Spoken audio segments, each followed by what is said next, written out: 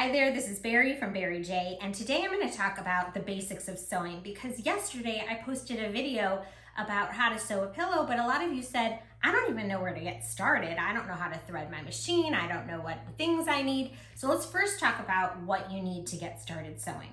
The first thing you're going to need is a good iron. I use an Oliso. This has got an automatic up and down. It's a great iron. You also need an ironing board, of course.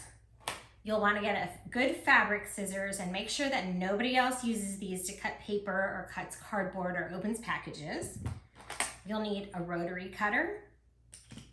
You'll need a little nippers, something to mark with. This is a little roly chalk thing. Good thread is really important. I use Orifil.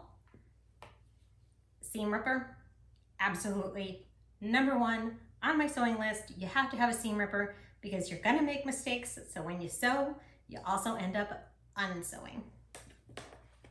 I like to use clips to clip things together. You can also use pins, of course. And you're gonna want to have a straight edge ruler to use with your rotary cutter. They come in all sorts of sizes. I use a 12.5-inch Omnigrid. You'll also need a cutting mat. For those of you who don't have a lot of space, there are plenty of sizes of cutting mats, and there are even some that fold in half and stow away. So get all of those things to get yourself started. Okay, so let's talk about sewing machines. I know a lot of you want to know, what do I look for in a sewing machine? And really, I like a pretty basic sewing machine. This is a Bernina 350. It doesn't have all the bells and whistles that all the Berninas have, a lot of the Berninas have, but it also wasn't as expensive. And there are a few things that I like for my sewing machines to have. So I like it to be pretty heavy so that it doesn't move around the table. So I always kind of check the weight of the machine when I'm buying a machine. I like to have a thread cutter and an automatic threader. I like to have a needle down position that is easily programmed. On mine, you just press a button and then it will, when the machine stops sewing, the needle will stay down in the fabric. That way you can pivot without pulling your fabric out of the machine. The next thing I like is a hands-free device, which goes in right here, and then you use your thigh to lift up the presser foot rather than using your hands. And I like to be able to have the option to quilt, which means I need a machine that has a feed dog down position. Feed dogs are these little metal things in the plate underneath the presser foot that pull your fabric through. When the feed dogs are down, the fabric isn't pulled through, but rather you can glide the fabric around yourself, which means you can do quilting.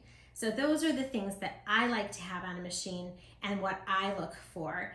And this machine pretty much has everything I need to get the job done. Okay, let's talk sewing machine parts. You're gonna hear a lot about top thread and bottom thread. The bottom thread is literally the bobbin thread, which will come up through this hole here when you thread and pull it up. And I will show you how to do that. So my bobbin is in here. Sometimes they load from up here. Mine happens to load here. This is the presser foot. It goes up and down here. There's the needle. I have an automatic threader here that is used through here. And obviously the top thread is over here. This is the hand crank. There is the hole that the hands-free thing goes into. Mine has a extension table that goes on and off that I really like. This has a speed control. This is where my needle down is. This is tension control up here. Threading happens up here. Bobbin threading happens up here as well. And I'll show you that. Here on mine is a feed dog down position, and then the hand crank and the on and off. So it's pretty simple to use. And now let's show you how to thread your machine. Okay, let's talk about threading your machine. I've got my spool on the spool pin up here, and I'm going to pull it through the hook in the back. Now, every machine's a little bit different, but you'll learn to see, and you can look in your guidebook and see what's different about yours, but they also all have arrows on them. So my arrow shows to go down here and then loop up here. There's another arrow up on top and a hook up here that I need to raise up so I can hook it behind the hook. They all have a hook right in here. Then there's a hook right here by the needle, And then I can automatically thread it with my threader here.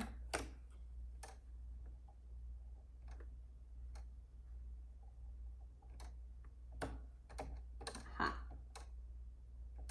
And it pulls through. Now I've got my top thread threaded, and I need my bobbin threaded. If I needed to load thread in the bobbin, I do it up here. There's also guides to show you and arrows to show you which way to go. Mine threads like that. I press it in and it gets all threaded up, and then it automatically stops. And then my bobbin case goes in here, but some just drop in at the top. I put my bobbin in like this. And I make sure it is properly clicked in place. Then I can pull it up using the hand crank. I've got my bobbin thread up. Voila, I'm ready to sew.